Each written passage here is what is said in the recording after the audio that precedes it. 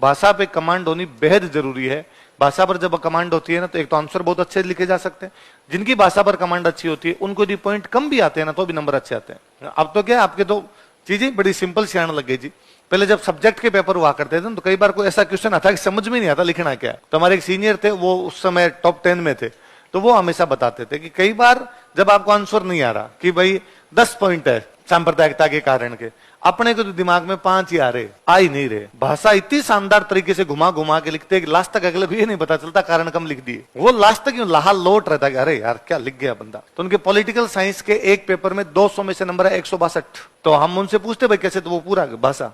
तो मैंने कभी पहले भी एग्जाम्पल दिया होगा, तो कहते IR वाला जो पेपर था उसमें भारत पाकिस्तान के संबंधों पर लिखना है, तो आप क्या लिखते हो?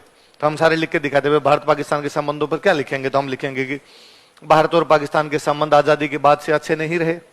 हालांकि भारत द्वारा शांति के प्रयास किए जाते हैं, लेकिन पाकिस्तान अक्सर छुरा घोंपने का प्रयास करता है, या पीठ में छुरा घोंप देता है, या वो अपनी चालों से बाज नहीं आता है, अपनी हरकतों से बाज नहीं आता है। अक्सर उसके द्वारा नापाक, उसका नाम पाक है लेकिन वो नापाक हरकतें करता रहता है। ऐसा कुछ भी लिखते हैं। और भारत को अब पाकिस्तान के साथ तब तक कोई संबंध स्थापित नहीं करने चाहिए जब तक पाकिस्तान द्वारा शांति स्थापना के प्रयास नहीं किए जाए।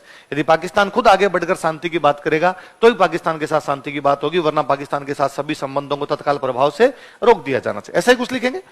भाव अलग हो सकते हैं, थोड़े से भाव यही रहेंगे, शब्द अलग हो सकते हैं। आपने कुछ अलग लिख दिया, मैंने अलग लिख दिया, तो वो कहते हैं कि हाँ यार लिखना तो यही चाहिए।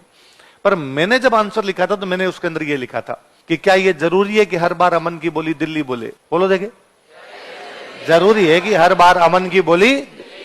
कभी तो यारो तुम भी लाहौर से बोलो। सेम बात है कि हर बार भारत ही शांति स्थापना का प्रयास क्यों करे, कभी पाकिस्तान भी तो करे। हमने 5 लाइनें लिखी, उन्होंने 1.5 लाइन में आंसर समेट दिया पूरा। भले 10 पॉइंट लिख के आए, भले 15 पॉइंट लिख के आए, अगले को 2 लाइन उसको लगा, अरे यार क्या लिखा है बंदे ने। इसलिए भाषा अच्छी होनी चाहिए, भाषा पर कमांड होनी चाहिए, तो वो तभी आएगी जब आप चीजों को बार बार लिख के देखेंगे।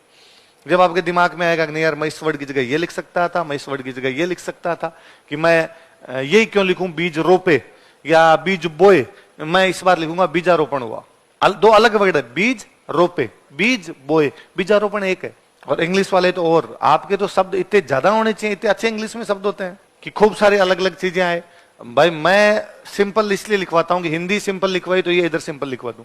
मेरा खूब बार मन करता है कि मैं बहुत अच्छे शब्दों के अंदर लिखूं, पर फिर मेरे सामने 2 दिक्कत होगी। पहले मुझे वो सब समझाने पड़ेंगे, पहले मैं सिखाऊंगा दंश क्या है, फिर लिखवाऊंगा। तो मैं हिंदी पढ़ाऊंगा, हिस्ट्री पढ़ाऊं, तो इससे अच्छा मैं सोचता हूं यार मैं थोड़ा सिंपल शब्दों में लिखवा दूं, बच्चे अपने हिसाब से क्रिएटिविटी लेके आएंगे। पर तुम लाते ही नहीं, तुम वापस उन्हीं शब्दों को रिपीट करते हो।